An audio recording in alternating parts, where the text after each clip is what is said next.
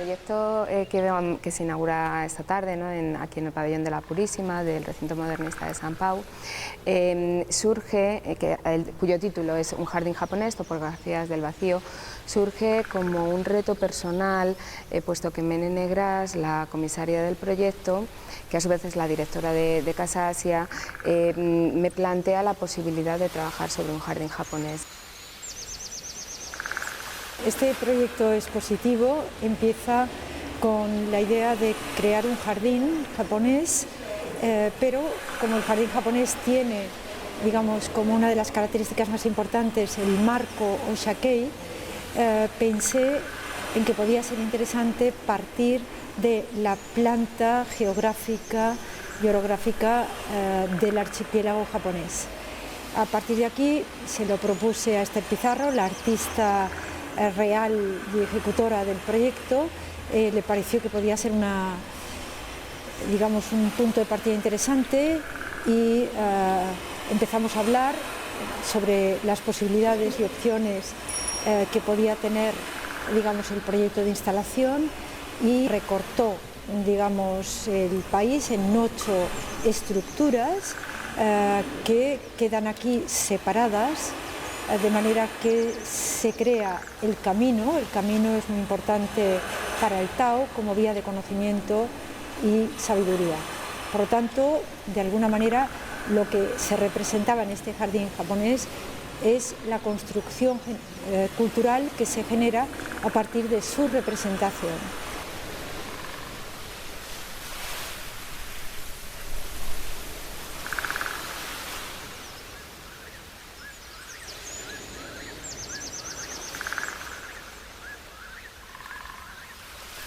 Para que exista un jardín japonés tiene que haber un principio de enmarcación, ¿no? Enmarcado, que es lo que se denomina shakei, ¿no? De alguna manera es delimitar la mirada.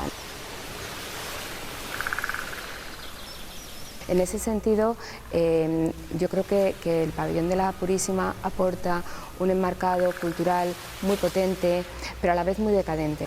Otro aspecto también muy interesante, una vez que conocí el espacio, es estos micro-shakeis, ¿no? Que se producen por la seriación de las ventanas, que al tenerlos abiertos para que la luz inunde el espacio, a su vez nos está haciendo otro principio formal muy importante, que es el paisaje prestado.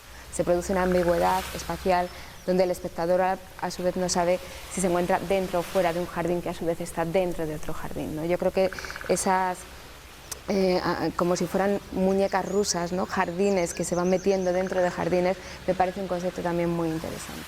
Las vegetaciones rojas son los núcleos más poblados del archipiélago nipón, pasando por los naranjas, amarillos, verde claro y verde oscuro para las zonas menos pobladas.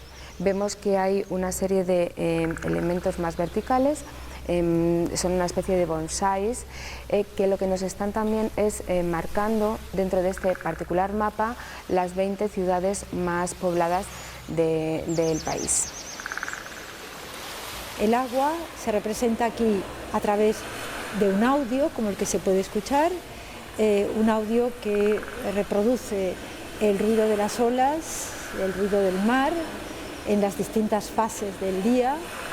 Y por otra parte, también el agua en la sal. La propuesta o la instalación escultórica que estamos viendo aquí se arropa toda por un mar de sal blanca. Esto tiene un poco la metáfora o refleja la metáfora de los karen sansui o los jardines japoneses secos. La sal es lo que queda cuando el agua se retira. Otro aspecto importantísimo es la idea de lo borroso o lo difuso dentro del jardín japonés y la captura del tiempo. Esto se ha trabajado mediante una especie de abstractores lumínicos que vemos aquí un poco en el corazón del jardín, ¿no? Se producen unos pasajes donde el espectador literalmente puede atravesar el jardín. Y en estos pasajes lumínicos se encierra en un ciclo de 5 minutos el paso del día a la noche.